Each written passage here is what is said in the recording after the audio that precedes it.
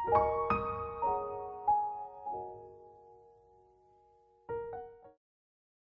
Everyone, welcome to my YouTube channel the soulful diary. आज के video में हम बात करेंगे टोनी मॉरिसन और उनकी नॉवल द ब्लूएस्ट स्काई के बारे में। नॉवल के बारे में डिस्कस करने से पहले जान लेते हैं टोनी मॉरिसन के लाइफ के बारे में। चलिए ऑथर के बारे में डिस्कस करते हैं। Born Chloe Anthony Wofford on 18th February 1931 in Lorraine, Ohio, the second of four children in a black working class family. She displayed an early interest in literature. Her first novel, The Bluest Eye, was published in 1970. The critically acclaimed Song of Solomon, 1977, brought her national attention and won the National Book Critics Circle Award. In 1988, Morrison won the Pulitzer Prize for Beloved, 1977. She was awarded the Nobel Prize in Literature in 1993. Morrison graduated from Harvard University in 1953 with a BA in English. She earned a master's degree in American literature from Cornell University in 1955. In 1957, she returned to Harvard University, was married, and had two children before divorcing in 1964. She became the first black female editor in fiction at Random House in New York City in the late 1960s. Her works are praised for addressing the harsh consequences of racism in the United States. Her parents instilled in her a sense of heritage and language through telling traditional African American folk tales, ghost stories, and singing songs. She became a Catholic at the age of 12 and took the baptismal name Antony after Antony of Padua, which led to her nickname Toni. Attending Lorraine High School, she was on a debate team, the yearbook staff, and a drama club. She played a vital role in bringing black literature into the mainstream. Morrison died at Montefiore Medical Center in the Bronx, New York City on August 5, 2019 from complications of pneumonia. The Bluest Sky 1970 is a novel of initiation concerning a victimized adolescent black girl who is obsessed by white standards of beauty and longs to have blue eyes. Sula, it examines, among other issues, the dynamics of friendship and expectations for conformity within the community. Songs of Solomon is told by a male narrator in search of his identity. Tar Baby, set on Caribbean island, explores conflicts of race, class, and sex. Beloved is based on the true story of a runaway slave who, at the point of recapture, kills her infant daughter in order to save her from a life of slavery. Jazz is a story of violence and passion set in New York City's Harlem during the 1920s. चलिए अब summary discuss करते हैं। The bluest star is the story of a young African American girl and her family who are affected in every direction by the dominant American culture. It tells the story of an African American girl named Piccola, an 11-year-old girl who is basically described as poor, black, and ugly. Piccola idolizes the idea of having white skin and blue eyes that she believes are the ultimate representation of the ideal of beauty. Piccola has experienced sad moments in her life. Her mom, Mrs. Breedlove, is neglectful. She does not care about her at all and chooses to work and take care of the baby in white family. While Coley Breedlove, her own father, is an abusive alcoholic who rapes Peccola until she gets pregnant. Her parents fight on a regular basis, and these alterations lead to physical violence. That is why Peccola's brother Samuel copes with the violence by running away. The reader learns that Peccola's parents have both had tragic lives too, which has led to their dysfunction as adults.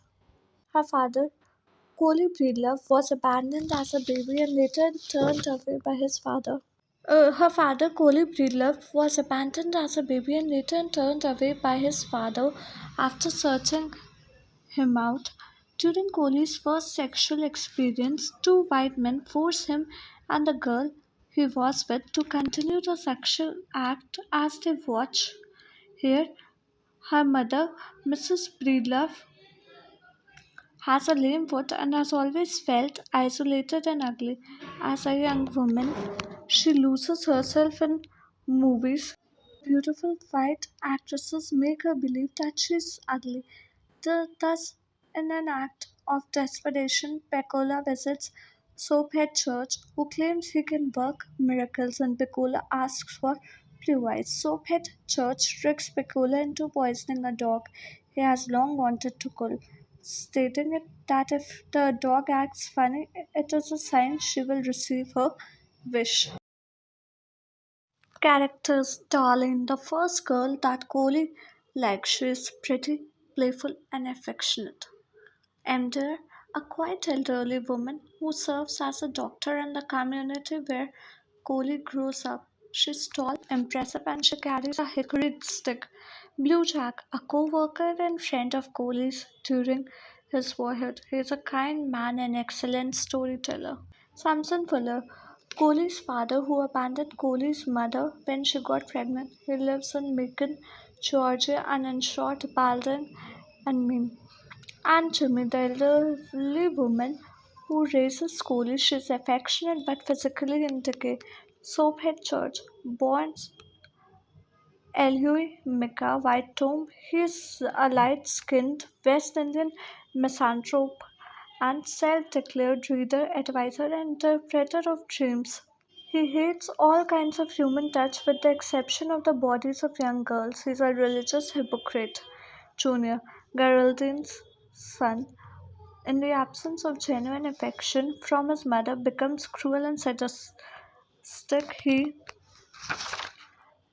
tortures the family cat, harasses children who come to nearby playground.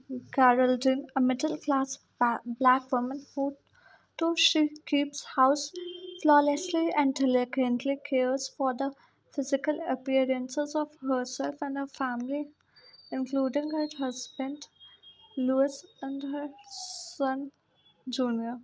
Is essential cold. She feels real affection only her for her cat. Moran Bean, a light-skinned, wealthy black girl who's new at the local school. She accepts everyone else's assumption that she's superior and is capable of both generosity and cruelty. Rosemary Villancourt, a white, comparatively wealthy girl who lives next door to the McTeers. She makes fun of Claudia and Frida and tries to get them into trouble, and they sometimes beat her up. Mr. Yakubowski, the local grocer, a middle-aged white immigrant, he has a gruff manner toward little black girl. Sammy Breedlove, Picola's 14-year-old brother, who copes with his family's problem by running away from home.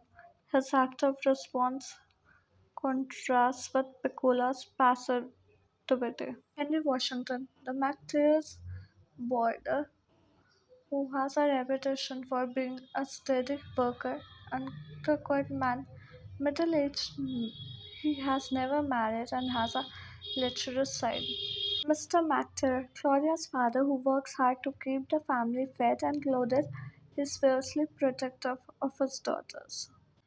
Mrs. McTeer, Claudia's mother, an authority and sometimes a allows women who nonetheless steadfastly loves and protects her children. She is given to fussing aloud and to singing the blues. Pecola is the protagonist of the Bluest Eye, but despite the central role, she is passive and remains a mysterious character. Morrison explains in her novels afterward that she purposely tells Pecola's story from other point of view to keep Pecola's dignity and to some extent her mystery intact. She wishes to prevent us from labeling Pecola or prematurely believing that we understand her.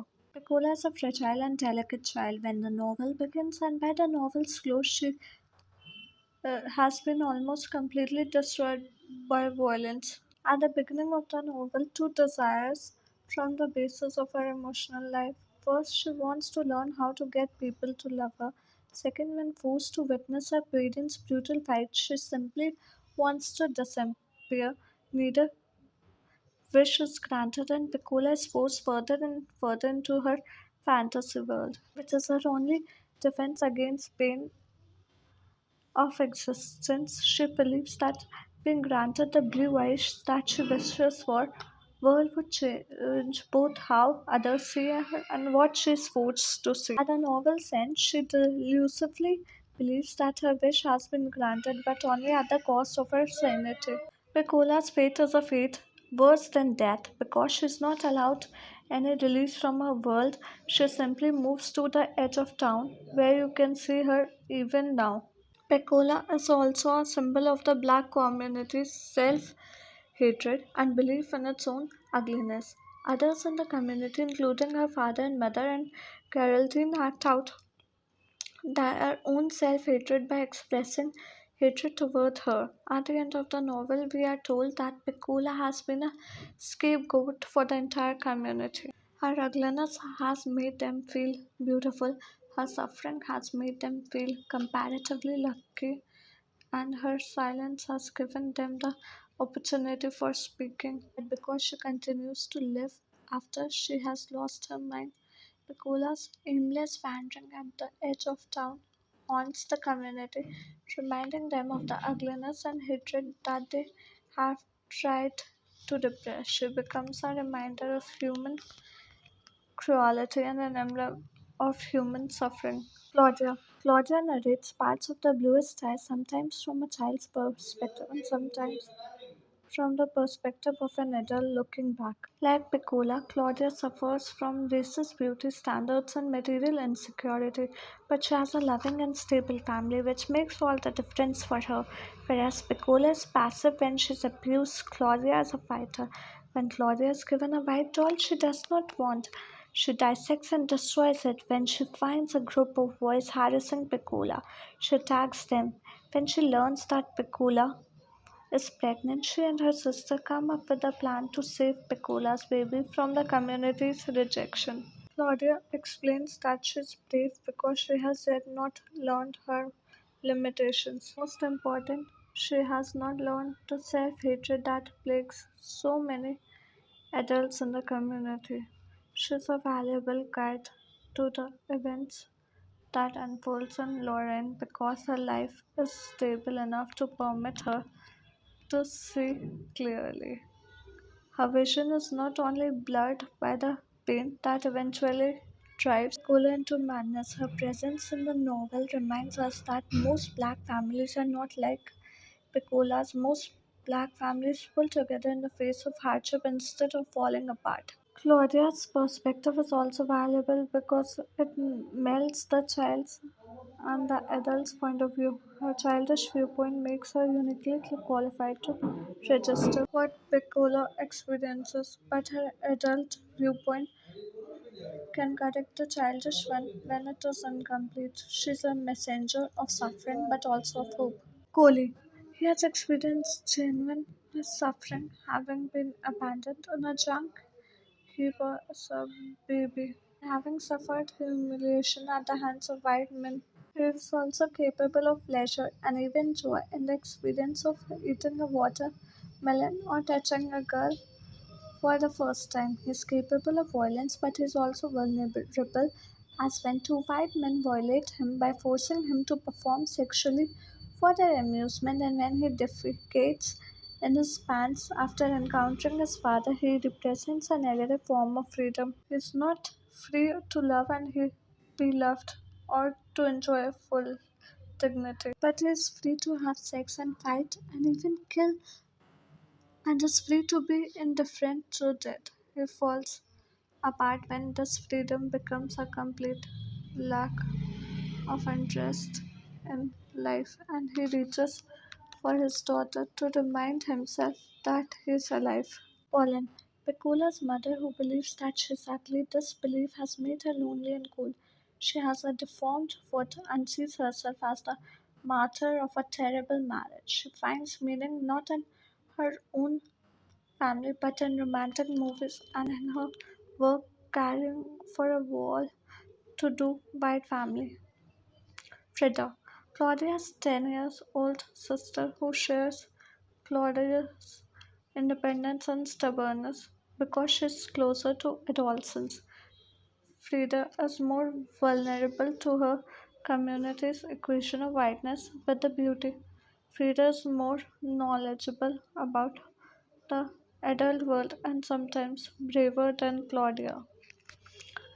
Uh, of neighborhood boys, Chinna, Poland, and Miss Mary, the local wars. Miss Mary, also known as the Maginot Line, is fat and affectionate. Chinna is skinny and sarcastic, and Poland is quiet. The breed. They live above the Breedlove apartment and befriend Piccola. White people. The whites were highly proud of their race and thought their color gave them the power to dominate the world, including the Wash tribe. They have badly humiliated the lives of the character in the novel, which led to disturbance not only in their lives but also their future generations. They had to face the effect of this colonization. They were brutally rude, power hungry, and materialistic in character and lacked the willpower of acceptance. Whiteness as the standard of beauty, the bluest eye provides an extended depiction of the ways in which internalized white beauty standards deform the lives of black girls and women. Implicit messages that whiteness is superior are everywhere, including the white baby doll given to Claudia, the idealization of Shirley Temple, the consensus that light skinned Morena is cuter than the other black girls, the idealization of white beauty in the movies, and Pauline Breedlove's preference for the little white girl she works for over her daughter. Adult women, having learned to hate the blackness of their own bodies, take their hatred out of their children. Mrs. Breedlove shares the conviction that Piccola is ugly and lighter skinned. Geraldine curses Piccola's blackness. Claudia remains free from the worship of whiteness, imagining Piccola's unborn baby as beautiful in its blackness. But it is hinted that once Claudia reaches adolescence, she too will learn to hate herself, as if racial self loathing were a necessary part of maturation. The person who suffers from white beauty she regards is, of course, Piccola.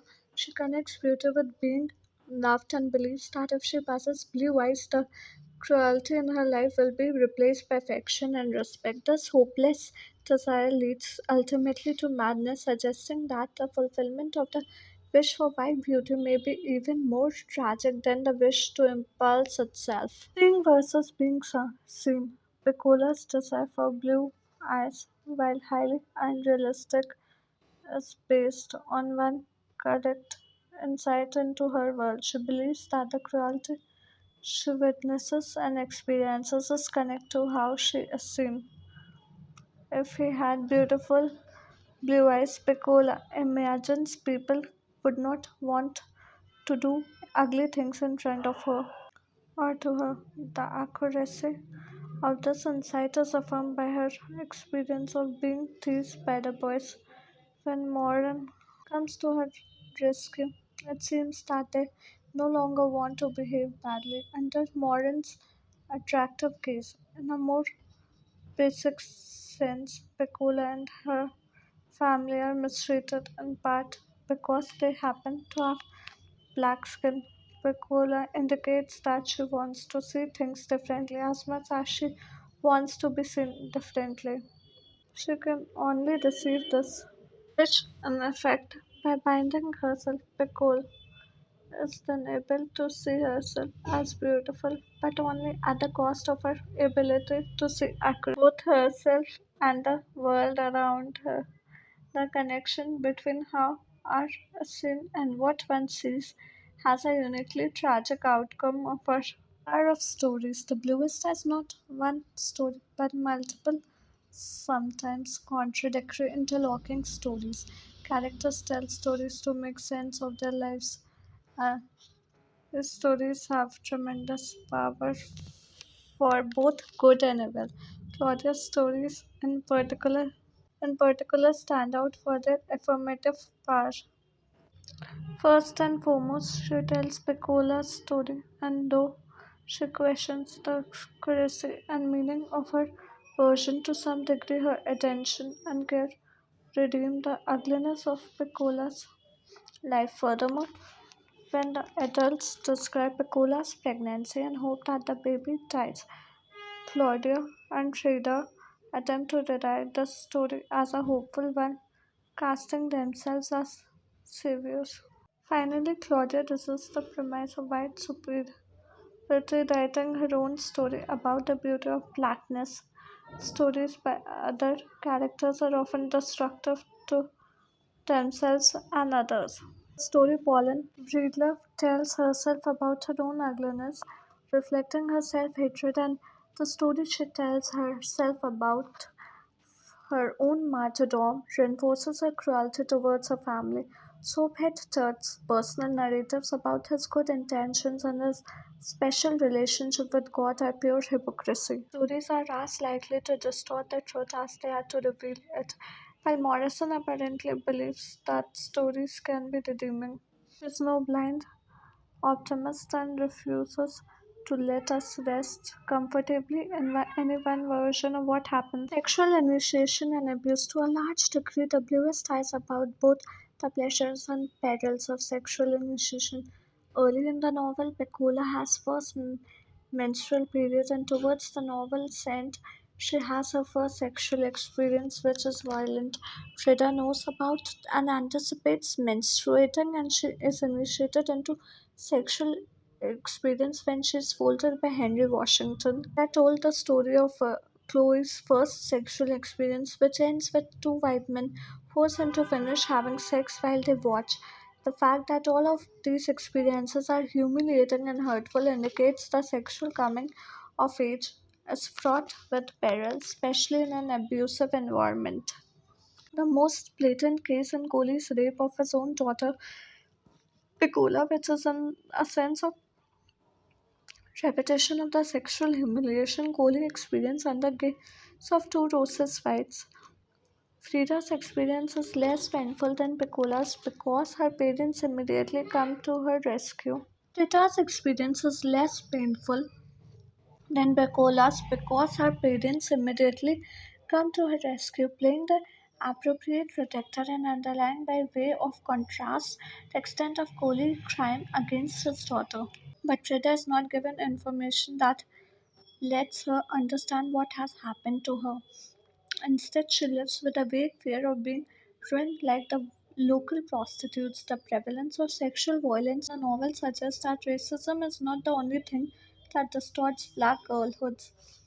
There is also a persuasive assumption that women's bodies are available for abuse. Refusal on the part of parents to teach their girls about sexuality makes the girls' transition into sexual maturity difficult. Satisfying appetites versus suppressing them. A number of characters on the Bluest Star define their lives through a denial of their bodily needs.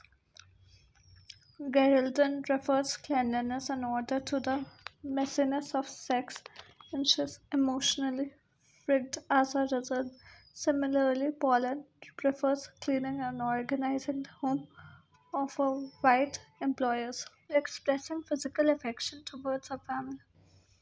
Soaphead Church finds physicality distasteful, and this peculiarity leads to his preference for objects over humans and to his perverse attraction to little girls. In contrast, when characters experience happiness, it is generally in viscerally physical terms. Claudia prefers to have her senses indulged by wonderful scents, sounds, and taste than to be given a hard white doll. Collie's greatest moments of happiness or eating the best part of a watermelon and touching a girl for the first time. Pauline's happiest memories of sexual fulfillment with her husband. The novel suggests that no matter how messy and sometimes violent human desire is, it is also the source of happiness. Denial of the body begets hatred and violence, not redemption. Dick and Jane narrative. The novel opens with a narrative from a Dick and Jane reading primer, a narrative that is distorted when Morrison runs its sentences and then its words together. The gap between the idealized, sanitized upper middle class worlds of Dick and Jane, who we assume to be white, though we are never told so, and the often dark and ugly world the novel is emphasized by the chapter headings excerpted from the primer. But Morrison does not mean for us to think that the Dick and Jane world is better. In In fact, it is largely because the black characters have internalized by the Dick and Jane values that they are unhappy.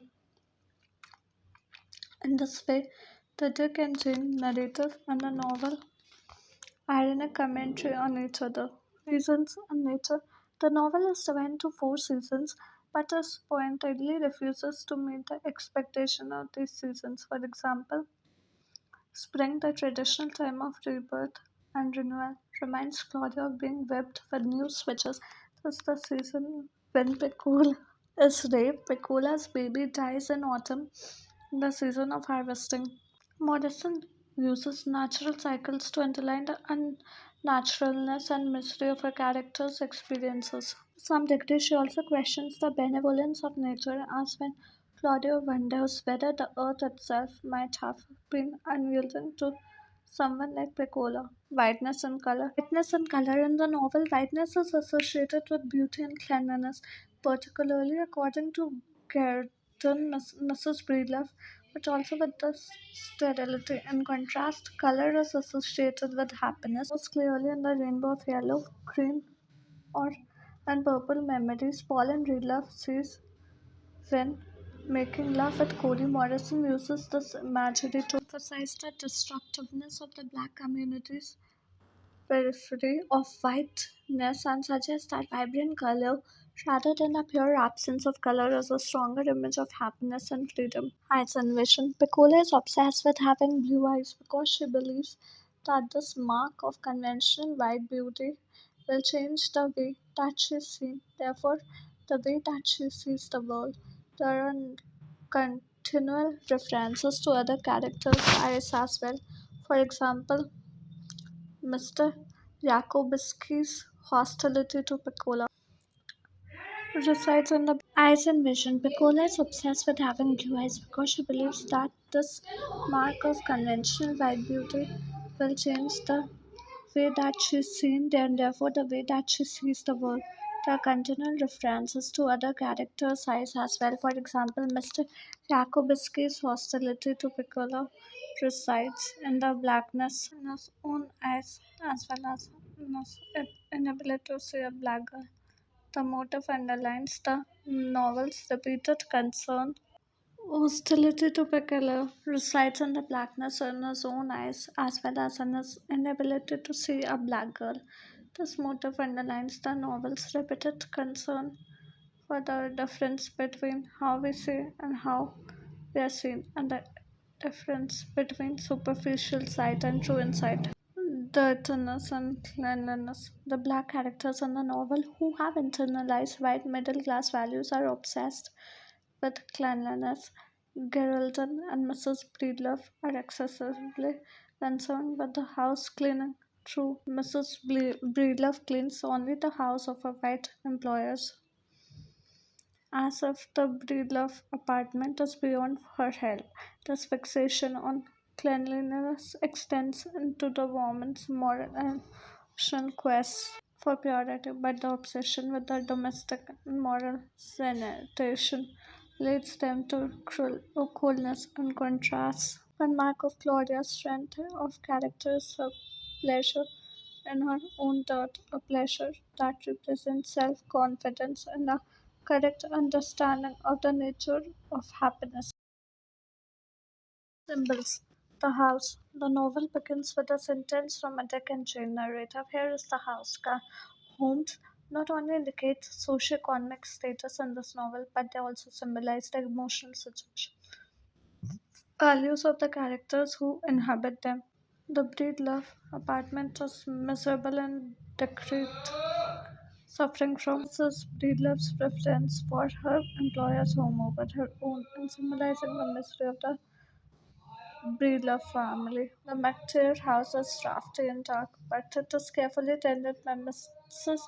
McTeer and, according to Claudia, filled with love, symbolizing that family's comparative cohesion. Bluest eye, two peculiar blue eyes symbolize the beauty and happiness that she associates with the and middle class world. They also come to symbolize her own blindness, for she gains blue eyes only at the cost of her sanity. The bluest eye could also mean the saddest eye. Furthermore, eyes pans on eye in the sense that the novel's title uses the singular form of the noun instead of the bluest eyes to express my many of the characters' sad isolation. The marigolds. Claudia and Fred associate marigolds with the safety and well-being of Pecola's baby. The ceremonial offering of money and the remaining unsold marigold seeds represents an honest sacrifice on their part. They believe that if the marigolds they have planted grow, then Pecola's baby will be all right. More generally, marigolds represent the constant renewal of nature. In Pecola's case, the cycle of renewal is perverted by her father's rape of her. Thank you. I hope आज का video आपको पसंद आए। कैसे लगे हमें comment करके बताएं, और हमें ये भी कमेंट करके बताएं कि आप आने वाले वीडियोस में क्या देखना चाहते हैं। अगर वीडियो अच्छी लगी तो like share and subscribe to my channel. मिलते हैं कल एक और इन्फॉर्मेटिव वीडियो के साथ शाम 4 बजे। Thank you.